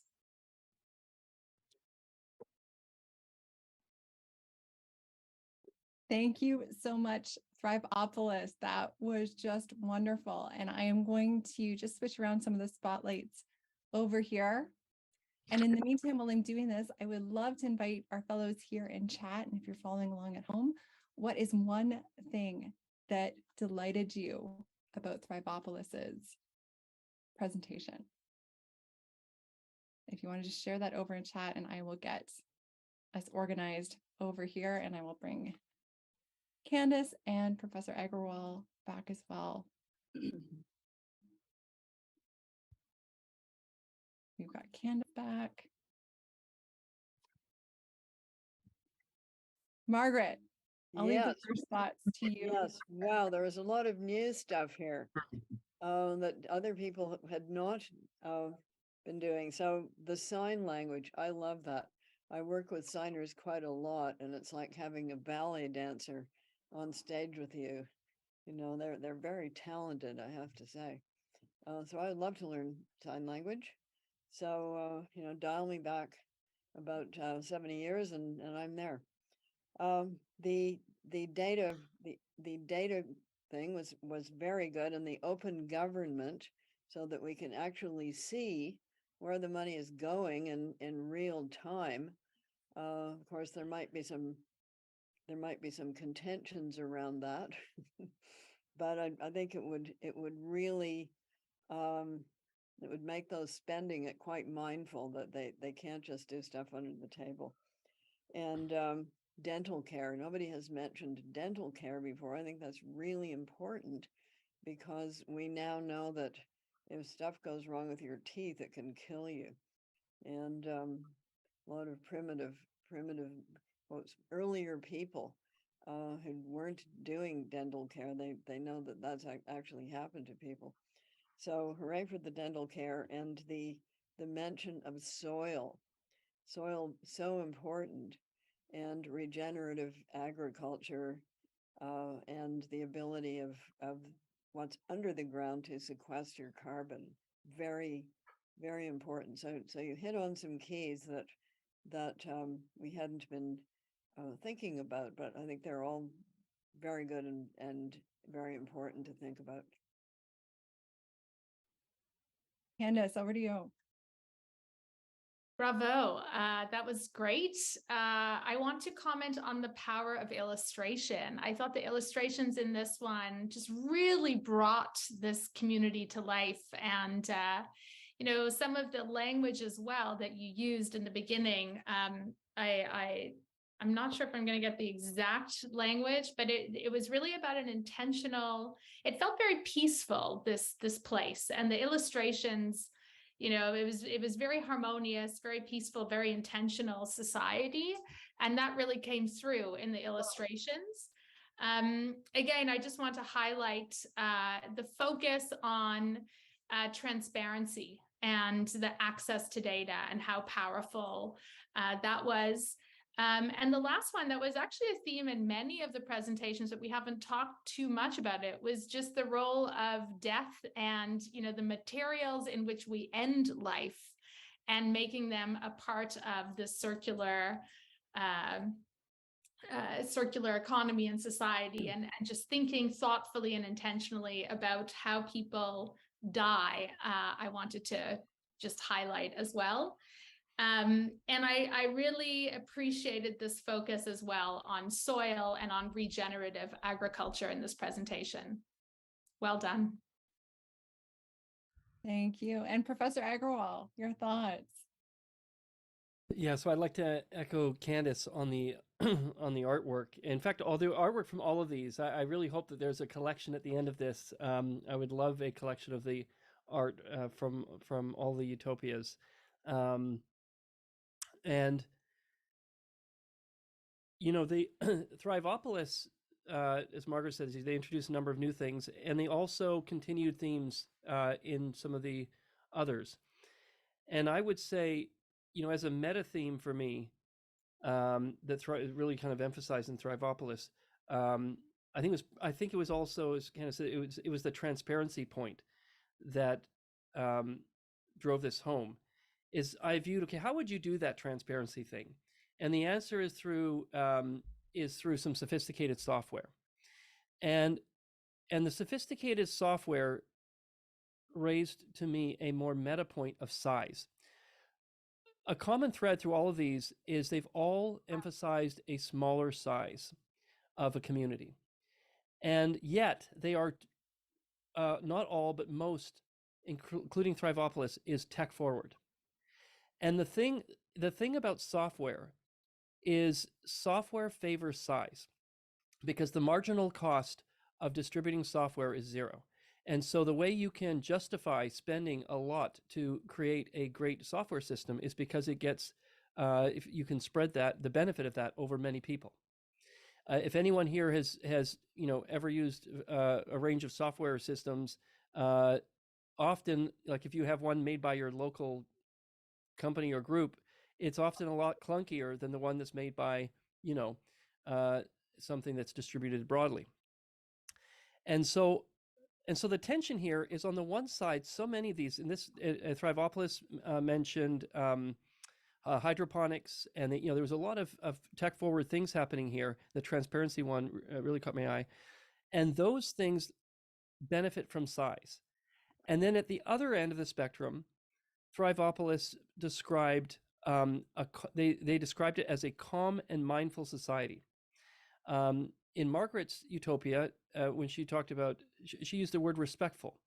Other people, and I feel like those types of elements favor smaller communities, where people have more responsibility for their actions because they know everyone that they're interacting with, as opposed to the anonymity that's conferred by size.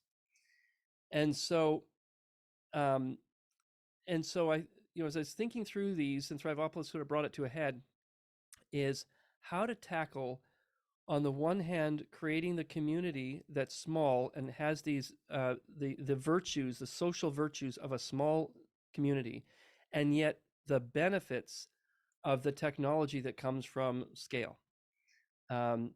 So I'll pause there, because I suspect other people have comments. I'll open the floor up to THRIVEOPOLIS. There's a lot of things that clearly resonated with our special guest commentators here at THRIVEOPOLIS. And if one of you would like to comment on one of the things that have come up or that our special guest commentators have highlighted. I would love to comment on Professor Agarwal's point. I think one of the things that we were really thinking about a lot in our group is that we wanted our utopia to be scalable, because I think all of us sort of came at this from the perspective of the world that we live in is not very isolated, right? We were thinking about, what do you do with migration and refugees? The world is interdependent. And so fundamentally, we weren't going to solve all of it. We weren't going to solve a refugee crisis. We weren't going to solve climate change induced mass migration. And so I do think that what we were really aiming for is, how can you adjust your intention? How can you build those processes that are scalable? And so things like transparency, I think, are what are really key, because they're processes that are adaptable over time. And just as we were thinking about the specific systems and solutions, what we really wanted to do is sort of build them out.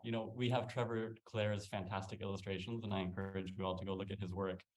But for part of our conversations, we were just zooming out. So what happens when you run out of the river and you're over the hill? What happens when you get into the desert? And are there solutions that sort of work at the interstitial points between these things? So I don't think we solved it, but I do think that we had a great time really thinking about how we would start laying the foundations and the building blocks. That's brilliant. Thank you, David. And we've got about 30 seconds left if a couple other members of THRIVEOPOLIS would like to chime in. Sure. All three of you mentioned this, that regeneration was a real big theme for us throughout our exploration. And that's something we share with the other utopias. That the idea that agriculture can not only provide life, but also can trap the carbon in the ground, which is what we need to do first and foremost. And so that was a real exciting part of the project, I think, for a lot of us. Thank you for sharing that, Leah. I was just going to mention that something that I was looking at earlier was some information from Dr. David Johnson from New Mexico State University. And he was doing some calculations and saying that we could sequester 10 to 20 tons of carbon per hectare per year. Basically, he calculated that within about 6 years, if magically all of the farmland around the world was repaired with regenerative agriculture, within 6 years, we could actually bring the carbon from 400, basically down to 350 parts per million. So it's about 410-ish right now. So all the way back down to 350 million with regenerative agriculture. Now, of course, we can't do that immediately because we have to actually train people to do this kind of regenerative agriculture. So it would take just a little bit of time to do that training. But so they kind of gave it an estimate of like 10 to 15 years, without even doing anything else. And if we are doing other kinds of interventions to reduce the greenhouse gases around the world, then we can actually bring our carbon from the atmosphere that is causing so much of the climate change problems down fairly quickly. And I just wanted to give that bit of hope to everybody that there are actual solutions right now that researchers, cutting edge researchers are talking about. Elaine Ingham, Leah, I'm just going to pause right here on this just for the sake of time today, but I just want to highlight the note that you're sharing here though, because it's so important. I think encapsulates so much of the work here is that these things aren't far-fetched. They're not impossible. They're with us here today in the here and now. And as Professor Agarwal kept asking the question, why isn't this a thing now? Why isn't this happening now? And I think you're bringing that back. And I think this is such a wonderful way to wrap up presentations today. So I want to thank you so much for joining us. And I want to say a big thank you to THRIVEOPOLIS. I'm just going to remove a few spotlights here and just give us a little bit of a space to reflect for a moment. And I'm going to bring facilitators up in just a second, and I will bring Margaret, Candace, and Professor Agarwal back in just a moment as well. But just as we transition here, there have been so many incredible things that have been shared today. So I'd love to just invite fellows in chat, if you're following along at home, if you can pick, it's hard to choose, but of all the possibilities shared today, what's one thing you're really excited about? And if you want to share that over in chat, and I'm going to bring us over to a gallery view, so we can see all the faces here. I see a lot of mother trees. I see some beautiful art. Walkable cities, synergy, elimination money, wealth caps, government spending, transparency, recycling at scale, community education, gifting economy, fashion disruption, regenerative ag, the granny houses, community governance, fairness, zero waste, imaginative communities. This is incredible. Privacy by design. Some consistency among the ideas. Definitely noticed that too. Lottery government, collaborative communities, death is part of life, universal income. Keep it coming. There are some amazing, amazing things here. And just before we get to the end, we will there, but I just want to take a moment and I want to celebrate all of you. It has been an incredible journey to get to this point. I know how much work, how much care, how much thoughtfulness our fellows have brought into this process. So I just want to invite everyone right now, if you want to just do a big stretch, your arms outstretched as far as you can. And if you kind of want to like almost flap your wings for a sec, flap your arms, and you can give one another a pat on the back for just the incredible work that you've done here. And I'm just going to grab a photo as you're patting one another on the back. You want to keep patting, keep patting. I've got lots of screens here. There we go. Wonderful. Thank you for that. And again, our illustrators have been shouted out a number of times, but Chama, Ash, Trevor, Mike contributed to the works today. We will share their works and links later, but the illustrations have just been absolutely phenomenal. And what I want to do is I just want to highlight some of the facilitators who've been behind the scenes in the process. So I've got Catherine up here. I'm going to bring Mark up. Adam is in the house as well. Lon is here too. Just let me find Lon. Brilliant. And I just want to give a moment. You've been with our Utopians, you've been with our fellows throughout this journey, working with them, working with the illustrator, guiding us through this process. I'd love if you each just take a few moments and share what's something that stands out for you or resonates with you from this experience, this learning journey. And maybe I'll start with Mark because your team presented first and we'll go in the order of presentations. Sure, thanks, Lisa. You know, the thing that occurred to me today was that everything is about how you show up in life, right? And in the interest of creating change, you can either show up to create change or to be right. And the way that everyone showed up in this space in the interest of creating change and watching these presentations today, it reminded me of that famous quote by Margaret Mead, where she says, "Never doubt that a small group of thoughtful, committed citizens can change the world, because it's the only thing that ever has." And that just kept resonating with me as I watched each presentations today. So I'm excited to see how everyone continues to show up, knowing what they know now in the interest of change.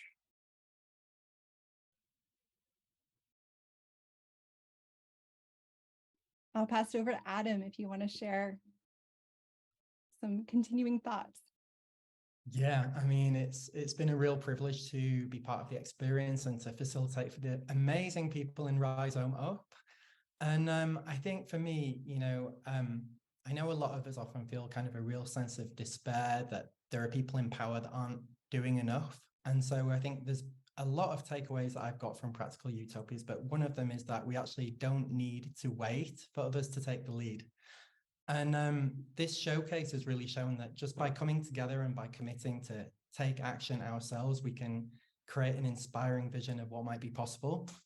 And that storytelling of what could be is just so powerful, I think, as a first step in building momentum. So, you know, I guess as a final reflection, we've learned a lot from the live sessions throughout this program, but the real magic has happened when the fellows have taken what you've learned and built on it yourselves, adding your own time and energy and creating something new and beautiful. And I can't wait to see what everyone does next.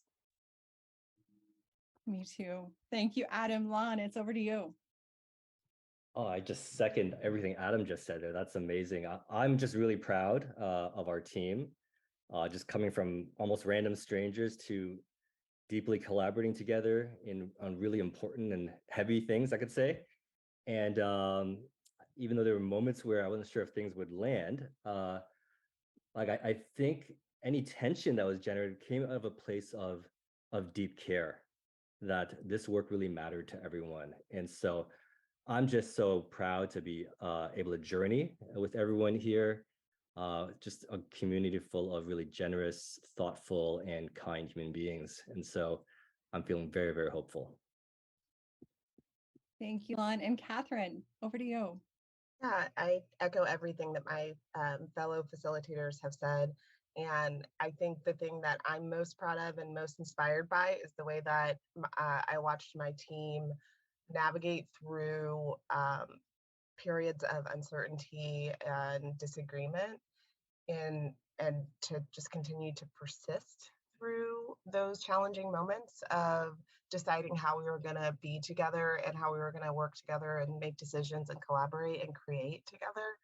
And the just what that has generated, I think, is so evident in our showcase presentation and in the illustrations, which Trevor created just so mindfully after only a few interactions with us. I think that really speaks to what's possible when human beings are committed to showing up as their best selves and as their true selves, and you know, commit to empathy, understanding, and collaboration. So that gives me the most hope, because I think all of us have the ability to do that. Thank you so much, Catherine, Mark, Adam, Lon. There's so much love for you in the chat right now. And I just want to say just a heartfelt, massive thanks to all of you, to Mike, to Chama, to Trevor, to Ash, who brought this artwork to life as well. It's just been absolutely incredible. And we will be sharing these artwork, these pieces with the teams along with the anthologies as well. I'm going to bring Professor Agrawal and Candace back, as well as Margaret, them to share some wrap-up thoughts as we end this showcase session 1. We've got another showcase coming up on Thursday as well for the remaining teams. But Margaret, Candace, Professor Agarwal, I'll each give you a minute or so to share some wrap-up thoughts from today. Well, I feel quite encouraged about human beings. I'm not always, but the fact that you were able to do this means it can be done. So that is my hopeful thought. You did it. You didn't end up murdering each other, and you thought of new things and new approaches, and therefore that possibility exists for human beings. So go human race, you're not doomed. Candace, over to you. I echo what Margaret just said, and I come from a place of deep gratitude. This is just an amazing opportunity to show what is possible. And I am so grateful that all of you have spent so much effort and time and energy and creativity and collaboration to bring these very positive and possible and practical utopias to life. And, you know, I'm such a big believer that you need hope in order to create the future we want. We need to have role models like you in our society to show people we are not doomed.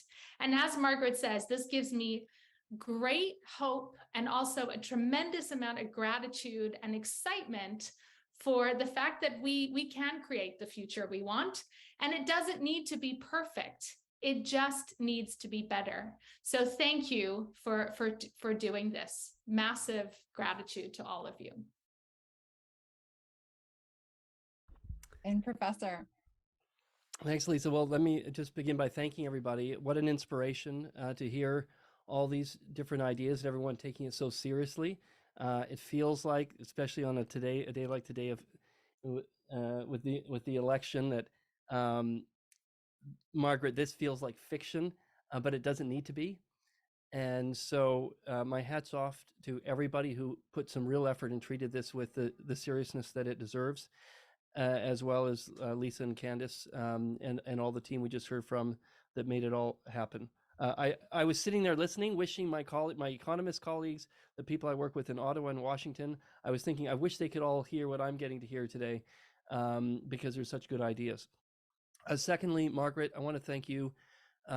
You lending yourself to this just raises the profile of it and the energy.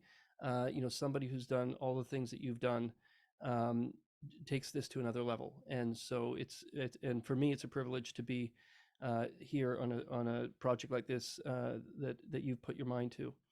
And lastly, my takeaway, you know, I work in the area of technology and economics of technology. And the thing that struck me above everything else in all of the utopias was that nobody presented a utopia that had technology that hasn't been invented yet. Everything is there. So I was listening very carefully to who's going to come up with stuff of some Star Trek technology that we don't have, and nobody did. Everything is there. And so I was left with the feeling the technology's there. It's the people side. It's the people side to make it happen. And so of all the things that were presented, if I got to pick one to lean into, it would be education. And the reason is because if we educate in a way to want the things that each of those utopias presented, we've got all the tools to do it. We just have to want it. And so what I heard was we want community over selfishness. We want conservation over waste. We want small over large. And we want equality over inequality. And those are just things that we want. And we have, in other words, to get those utopias, we have to want them and be willing to make trade-offs for them. I mean, I think that's the key, is we have to make trade-offs in order to get them. And so I think for a society to want that, it's got to sort of be embedded in the very early days in education. So this has been a real privilege. Candace, thank you very much for inviting me to participate. I want to say a massive thank you, Candace, Candace, go ahead. I equally just wanted to thank Professor Agarwal for being a phenomenal special commentator. You added so much to the richness of the discussion today. And Margaret, so much gratitude for this wonderful experience in collaborating on bringing practical utopias to life.